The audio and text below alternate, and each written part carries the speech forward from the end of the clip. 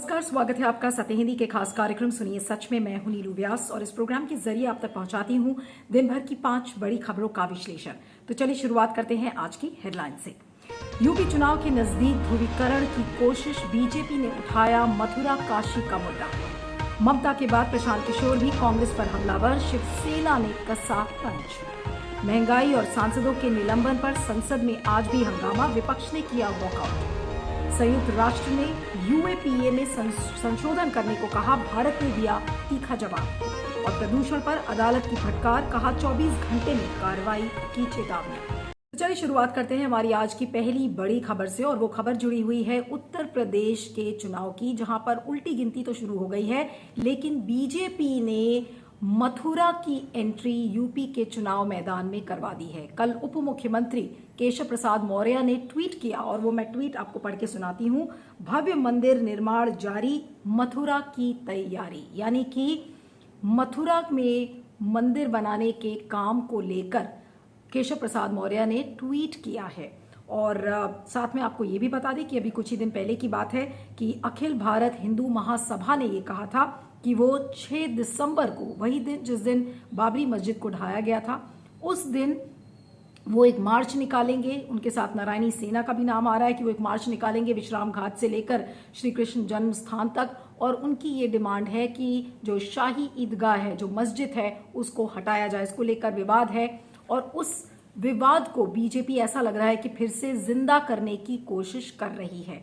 और साथ में एक सोशल मीडिया पर जो एक नैरेटिव बना वो ये कि चलो मथुरा, हैशटैग चला, उसमें लिखा गया कि नंद लला हम आएंगे, माखन वहीं चढ़ाएंगे। उसमें योगी आदित्यनाथ की तस्वीर, उनके गोद में श्री कृष्ण भगवान की एक मूर्ति। इसको लेकर एक नैरेटिव क्रिएट किया जा रहा है कि पहले अयोध्या और काशी तो हो चुका, अब मथुरा की बारी है। तो लोग ये सवाल कर रहे हैं कि आखिर बीजेपी को चुनाव के समय भगवान क्यों याद आते हैं? क्या ये बीजेपी की हार का संकेत है? क्योंकि बीजेपी के पास अब कोई हथकंडा नहीं है, तो मरता क्या न करता, उसके पास लास्ट में सिर्फ एक ऑप्शन बचा है कि हिंदू और मुसलमान जो वोट हैं उनका ध्रुवीकरण कराओ और इसी तरीके से इस नैरेटिव को आगे बढ़ाओ। तो क्या बीजेपी ये सोच रही है कि विकास के साथ साथ इस तरीके की राजनीति उसका आखिरी विकल्प है? इसको लेकर तमाम जो विपक्षी दल हैं वो भी हमलावर हो गए हैं। बीएसपी की जो सुप्रीमो है मायावती, उन्होंने कहा है कि अब ऐसा लग रहा है कि हिंदू बनाम मुसलमान की राजनीति बीजेपी खेलने की कोशिश कर रही है, उससे सबको बचना चाहिए। अखिलेश यादव ने भी कहा है कि बीजेपी के पास जब कुछ नहीं बचता तो वो इस तरीके की राजनीति करना शुरू कर देते हैं। और तो सवाल ये उठता है कि बीजेपी ऐसा क्यों कर रही है? क्या बीजेपी को ये लगने लगा है कि यूपी में जो चुनावी मैदान है वहां पर बीजेपी के पैरों के नीचे से जमीन खिसक चुकी है, तो अब आखिरी जो ध्रुवीकरण का हथकंडा है वो अपनाने से जो बची खुची साख है उस जमीन को शायद बीजेपी वापस ले ले। तो इन तमाम मुद्दों के बीच लोग अब ये अटकलें लगा रहे हैं कि अब यूपी का चुनाव जीतने के लिए क्या मथुरा का सहारा लिया जाएगा, और मथुरा में जो नया मंदिर बनाने की बात हो रही है उसका क्या बीजेपी सहारा लेगी? क्योंकि राम मंदिर का निर्माण हो रहा है, काशी विश्वनाथ में भी निर्माण कार्य जारी है, तो अब एक नया मंदिर का मुद्दा छेड़कर बीजेपी ध्रुवीकरण करने की कोशिश कर रही है। इस पर फीडबैक दीजिएगा, मैं आगे चलती हूँ। दूसरी खबर में बात करते हैं चुनावी रणनीतिकार प्रशांत किशोर की। ये वही प्रशांत किशोर हैं जो अभी कुछ दिन पहले तक ये खबरें आ रही थी कि वो कांग्रेस में शामिल होंगे, लेकिन उसके बाद ऐसा लग रहा था कि कांग्रेस से उनका मोह भंग हो गया। उसके बाद वो तृणमूल कांग्रेस, जिसके साथ वो शुरू के दिनों से ही हैं, और अब तृणमूल कांग्रेस में वो विस्तार पर निकले हैं। जो विस्तारवाद का जो उनका एजेंडा है, जिसमें कि तृणमूल राष्ट्रीय स्तर पर अपने फुटप्रिंट्स को बढ़ाने की कोशिश कर रही है, और उसमें ये कथित रूप से कहा जा रहा है कि प्रशांत किशोर का ही हाथ है, जिस तरीके से कांग्रेस के तमाम नेताओं ने छोड़कर और वो तृणमूल में शामिल हुए हैं। वही प्रशांत किशोर का आज एक बयान आया है, और वो वाकई में एक तीखी टिप्पणी है राहुल गांधी पर, और उन्होंने कहा है कि कांग्रेस ने 90% जो चुनाव है पिछले 10 साल में वो हारे हैं, और कांग्रेस का जो नेतृत्व है उसका कोई दैवी अधिकार नहीं है किसी एक विशेष व्यक्ति पे, और उनका इशारा राहुल गांधी पे था। और साथ में उन्होंने ये भी कहा कि जो एक भाव और जो जगह, जो स्थान कांग्रेस होल्ड करती है पूरे विपक्षी दल में, वो अहम स्थान है, लेकिन वो अहम स्थान अब उसको लोकतांत्रिक तरीके से विपक्षी दलों को डिसाइड करने दिया जाए, यानी कि let opposition leader be decided democratically. और साथ में उन्होंने ये भी कहा कि लखीमपुर खीरी मामले में कांग्रेस रातों रात कुछ करिश्मा करने की कोशिश कर रही थी, तो उसको लेकर भी उन्होंने कहा है कि रातों रात कुछ ऐसा कोई क्विक फिक्स सोल्यूशन ढूंढने की कोशिश कर रही है कांग्रेस, और लेकिन ऐसा नहीं होता है। और ये टिप्पणी ठीक अगले दिन आई है जब ममता बनर्जी ने कल ये कहा था कि यूपीए कहाँ है और कौन सी यूपीए, उसको लेकर तमाम सवाल खड़े किए जा रहे हैं। तो एक तरीके से तृणमूल कांग्रेस यूपीए का वजूद खत्म करने में लगी हुई है, और यूपीए को एंटायरिटी में अगर ना देखें तो कांग्रेस की अगर हम खासकर बात करें तो प्रशांत किशोर, कांग्रेस का वजूद और ममता बनर्जी तृणमूल कांग्रेस की तरफ से ऐसा लग रहा है कि कांग्रेस के वजूद को खत्म करने की कोशिश की जा रही है, और कांग्रेस का जो रियल विकल्प है वो तृणमूल अपने आप को बताना चाह रही है, यानी कि यही असली कांग्रेस है। अब प्रशांत किशोर ने आज राहुल गांधी पर भी टिप्पणी की है, और लेकिन सवाल ये उठता है कि इन तमाम टिप्पणियों के बाद राहुल गांधी अब क्या करेंगी, सोनिया गांधी क्या करेंगी, जो केंद्रीय नेतृत्व है कांग्रेस का वो क्या करेगा, ताकि तृणमूल को ये मौका ना मिले और कांग्रेस जो अभी भी सबसे बड़ी विपक्षी दल पार्टी है वो अपनी साख कैसे बचाएगी। कहीं ऐसा ना हो कि देर हो जाए और जो विपक्ष में जो विकल्प है वो तृणमूल बन जाए। लेकिन सवाल ये उठता है कि विपक्ष में इस तरीके का विभाजन अगर दिख रहा है तो जो भी हम तीसरे मोर्चे की हम बात कर रहे हैं, क्या वो पॉसिबल हो पाएगा कांग्रेस के बिना? क्या तृणमूल कांग्रेस इस तरीके से अपना विस्तारवाद कर लेगी? क्या जो रीच आउट एक्सरसाइज है, कल ममता बनर्जी कल शरद पवार से भी मिली थी, तो क्या वो उस तरीके से सब पार्टीज को रीच आउट करने की कोशिश कर पाएंगी? क्योंकि ये कहा जा रहा है कि जो राष्ट्रीय स्तर पर जो पार्टीज हैं, खासकर कांग्रेस की, उनका वजूद खत्म हो गया है, और जो क्षेत्रीय पार्टीज हैं, रीजनल जो पार्टीज हैं, वो अपने आप को रीअसर्ट करके एक नया मोर्चा तैयार करेंगी, जो कि हो सकता है कि यूपीए को रिप्लेस कर दे। लेकिन क्या ऐसा संभव है, ये देखना होगा। लेकिन कांग्रेस की इस पर क्या रणनीति आगे के दिनों में बनेगी वो देखने वाली बात है। लेकिन फिलहाल ऐसा लग रहा है कि तृणमूल कांग्रेस को दरकिनार करके एक विपक्षी विकल्प के रूप में उभरना चाहती है। इसके बारे में फीडबैक दीजिएगा, मैं आगे चलती हूँ।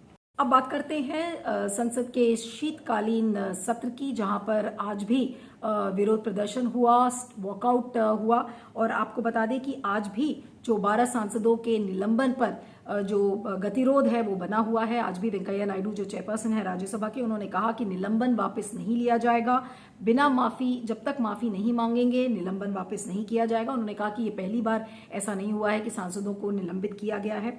उसके बाद प्रश्नकाल के दौरान महंगाई की चर्चा की डिमांड हो रही थी, उस बीच जो विपक्षी दल हैं उन्होंने वॉकआउट स्टेज किया, और केसी वेणुगोपाल इस चर्चा में जो रूल 267 है उसके तहत उन्होंने नोटिस दिया था, जिसको कि चेयर ने रद्द कर दिया था, उसको लेकर भी विरोध हुआ। उसके बाद शक्ति सिंह गोहेल ने कहा कि हम महंगाई के विरोध में वॉकआउट कर रहे हैं, और कांग्रेस ने महंगाई की चर्चा पर दोनों सदनों में नोटिस दिया था, और प्रश्नकाल के दौरान ये डिस्कशन चाहते थे, लेकिन उसको मना कर दिया, ये कहते हुए कि प्रश्नकाल के दौरान हम इस डिस्कशन को नहीं अलाउ करेंगे। उधर राहुल गांधी भी आज धरना प्रदर्शन कर रहे थे। उन्होंने मोदी सरकार पर फिर से एक तीखा हमला बोला और कहा कि ये डरपोक सरकार है और ये किसी के साथ न्याय नहीं कर सकती। तो लगातार एक गतिरोध बना हुआ है, और जो राज्यसभा के जो सदन की कार्रवाई है वो आज भी स्थगित हुआ था कुछ देर के लिए राज्यसभा। तो सवाल ये उठता है कि क्या इस पूरे विंटर सेशन में इस तरीके का गतिरोध बना रहेगा? जो 12 सांसद जिनको निलंबित किया गया था वो क्या उनका निलंबन वापस लिया जाएगा? और फिलहाल जो असली मुद्दे हैं, महंगाई का मुद्दा है जिसको लेकर सारे जो विपक्षी दल हैं चर्चा चाह रहे थे, तो प्रश्नकाल को स्थगित करके चाह रहे थे कि ये चर्चा हो, तो प्रश्नकाल को स्थगित करके ये चर्चा क्यों नहीं अलाउ कर रही है ये सरकार, ये देखने वाली बात है। और जो ये सरकार वो कहती है कि वो हर बहस के लिए तैयार है और हर डिस्कशन के लिए तैयार है, लेकिन इस मुद्दे से वो ऐसा लग रहा था कि एक बार फिर से बचती हुई नजर आ रही थी। तो विपक्ष के पास और कोई विकल्प नहीं था सिवाय इसके कि वो वॉकआउट स्टेज करते। लेकिन सवाल ये उठता है कि अगर विपक्ष की ये रणनीति है कि वो सदन के अंदर आएंगे और वॉकआउट स्टेज करेंगे, तो यानी कि फिर से वो सारी जो एक रस्सी है और जो उसकी जो डोर है वो सरकार के हाथ में दे रहे हैं कि सरकार जो चाहे वो अपने तरीके से कर सकती है। तो सवाल ये उठता है कि क्या आने वाले दिनों में जो बचे कुछ दिन हैं, 23 दिसंबर को विंटर सेशन खत्म होगा, तो क्या विपक्ष की रणनीति यही रहेगी या फिर विपक्ष अपनी रणनीति को बदलेगा? इस पर फीडबैक दीजिएगा, मैं आगे चलती हूँ। अब चौथी खबर में बात करते हैं office of United Nations human rights commission की, जिसने कि यूएपीए के मामले में जिस तरीके से जो केसेस बढ़े हैं उसको लेकर ह्यूमन राइट्स कमीशन जो यूनाइटेड नेशंस का है, उसने एक तीखी टिप्पणी करा है, और उसने कहा है कि जिस तरीके से केसेस भारत में बढ़ रहे हैं उसमें यूएपीए में संशोधन की जरूरत है। और साथ में उन्होंने ये भी कहा है कि जब तक संशोधन नहीं होता तब तक जितने भी मानवाधिकार के जो कार्यकर्ता हैं, मीडिया के जो कार्यकर्ता हैं, सिविल सोसाइटी के लोग हैं, उनकी अभिव्यक्ति की आज़ादी पर अंकुश न लगाया जाए। ये इस बात को office of human rights commission United Nations का उसने ये बात कही है। और जो मानवाधिकार कार्यकर्ता हैं खुर्रम परवेज जो जम्मू कश्मीर में जो कि एक हफ्ते पहले जिन्हें बंद किया गया था, उनको रिहा करने की भी मांग करी गई है।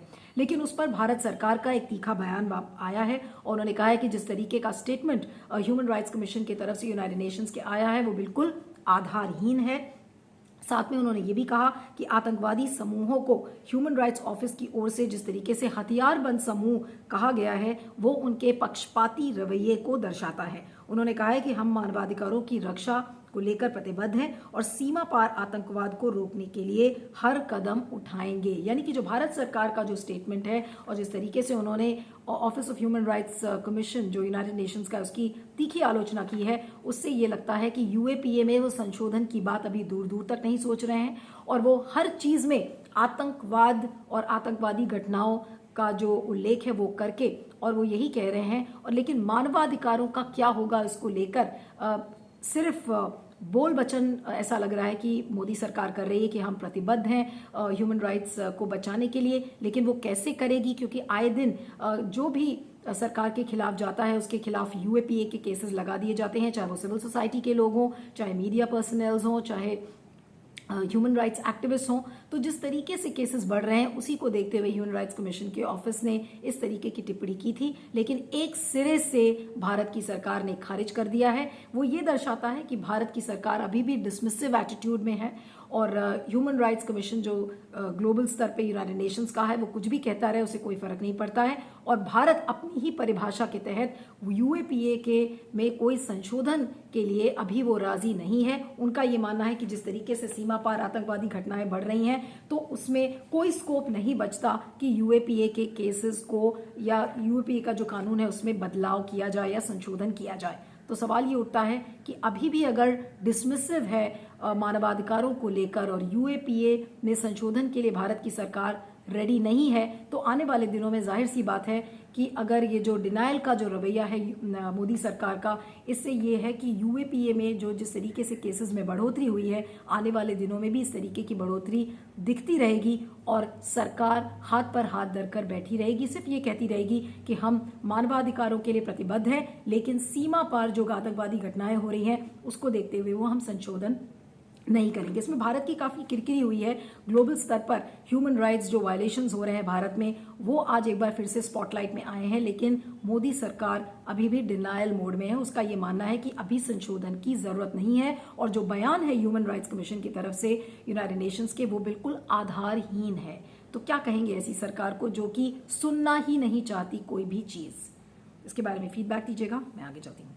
आखिरी खबर में बात करते हैं दिल्ली में बढ़ते प्रदूषण की, जिसको देख आपने देखा है कि 4 हफ्ते से लगातार सुप्रीम कोर्ट में सुनवाई चल रही है, लेकिन जो दिल्ली की एयर क्वालिटी है वो दिन पर दिन बदतर होती जा रही है। आज फिर से बहुत ज्यादा एयर क्वालिटी खराब हो गई थी और लगातार चौथा हफ्ता है कि जब सुनवाई चल रही है और आज Chief Justice of India NV Ramana ने कहा कि कोर्ट जिस तरीके की जो गतिविधियां हैं और जिस तरीके के सरकार ने कदम उठाए हैं उससे बहुत नाखुश है और कुछ भी नहीं हो रहा है। पोल्यूशन को कम करने के लिए ऐसा लग रहा है कि कोई भी कदम नहीं उठाए जा रहे हैं। और साथ में उन्होंने एक 24 घंटे का अल्टीमेटम दिया कि 24 घंटे का अल्टीमेटम दिया जा रहा है कि जो वाहनों से बढ़ता हुआ प्रदूषण है उसको रोका जाए। फिर सवाल ये उठा कि स्कूलों को बंद क्यों किया गया था, तो सरकार पक्ष के वकील ने कहा कि कोरोना काल में ऑलरेडी जो एजुकेशन है बहुत ज़्यादा सफ़र कर रही थी, इसलिए स्कूल खोल दिए गए थे, जिसको लेकर चीफ जस्टिस ने कहा कि स्कूल तो पहले से ही बंद चल रहे थे महामारी की वजह से, तो प्रदूषण को देखते हुए जब ये पता था कि प्रदूषण के लेवल्स इतने खराब हो जाएंगे तो ये स्कूल क्यों खोला गया, तो आदेश दिया है कि स्कूलों को बंद किया जाए। लेकिन किस तरीके से पोल्यूशन को लेकर सुप्रीम कोर्ट में सुनवाई चल रही है, लेकिन फिर भी जो इम्प्लीमेंटेशन एजेंसीज हैं उनका एक लचर रवैया सामने नजर आता है कि उनकी प्राथमिकता अभी भी पोल्यूशन को कम करने में नहीं है और लेकिन सारी जो गलतियां हैं वो इम्प्लीमेंटेशन एजेंसीज की हैं कि अगर वाहन प्रदूषण फैला रहे हैं तो उन पर रोक क्यों नहीं लग रही है। सड़क पर अलग अलग अभियान चल रहे हैं, लेकिन इम्प्लीमेंटेशन में कहीं ना कहीं कोई ना कोई कोताही जरूर बरती जा रही है। और इसीलिए कोर्ट की तीखी टिप्पणी के बाद भी अब 24 घंटे का अल्टीमेटम कोर्ट ने दिया है। देखना यह होगा कि अगले 24 घंटे में सरकार क्या कुछ करती है। दिल्ली सरकार को, केंद्र सरकार, दोनों को फटकार लगाई है, लेकिन ऐसा लग रहा है कि सरकार के लिए प्राथमिकता पोल्यूशन है ही नहीं। तो कोर्ट कुछ भी कहता रहे, और ये सरकार ऐसी है कि कोर्ट की भी अब सुनने वाली नहीं है। और ऐसा लग रहा है कि कोर्ट कोई भी आदेश देता रहे, इस सरकार को कोई फर्क नहीं पड़ता। सुनिए सच की 5 बड़ी खबरों में इतना ही। आप ट्विटर पर मुझे फॉलो कर सकते हैं। मेरा ट्विटर हैंडल है @neelu317। आप देखते रहिएगा सुनिए सच। आपके फीडबैक का इंतजार रहेगा। बने रहिएगा सत्य हिंदी पर। Thank you so much. सत्य हिंदी का ऐप डाउनलोड करें गूगल प्ले स्टोर पर।